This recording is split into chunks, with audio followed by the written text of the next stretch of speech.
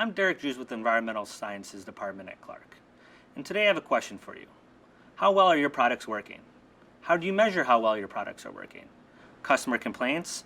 Hearsay? Gut reaction? An easy way to answer these questions is something called the Bioassay. A bioassay is a method that helps determine the efficacy or effectiveness of a product, as well as providing a baseline for future monitoring. This test can help us determine if a product is working or if more testing is needed to provide proper guidance, such as a field trial. It's this simple. To start, we need 2 samples of mosquitoes, one susceptible and one wild. Susceptible mosquitoes have been reared in the lab and have not been exposed to any pesticides.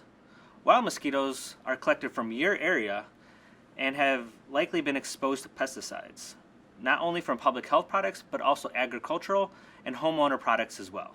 Before we begin, make sure that you're following all safety precautions by wearing your proper PPE, such as gloves and safety glasses.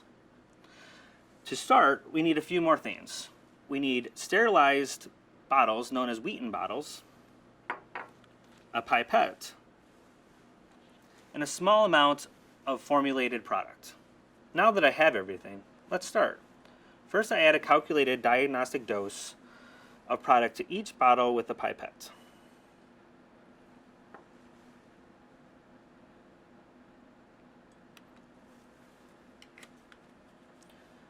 Next, I'll roll the bottle to coat the inside surface evenly with the product. Then, it needs to sit long enough to dry thoroughly. This usually takes about an hour. Once the treated bottles are dry, the mosquitoes need to be transferred. I've already done this.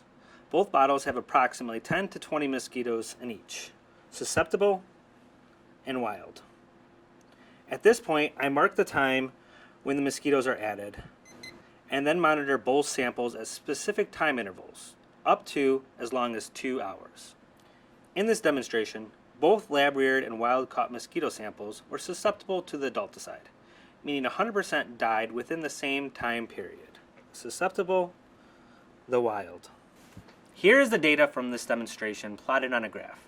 When 100% of both samples are controlled within the specific time period, this indicates that there is no sign of resistance. Now, this is a graph of a different bottle bioassay, where both samples did not die within the same time frame. You can see 100% of the susceptible lab sample died in 45 minutes. But there was a 15-minute delay before 100% of the wild sample died. According to the CDC, if less than 90% of your mosquitoes die within that specific diagnostic time, resistance is present. So what does that mean? It means yes, it took a little longer for the mosquitoes to die.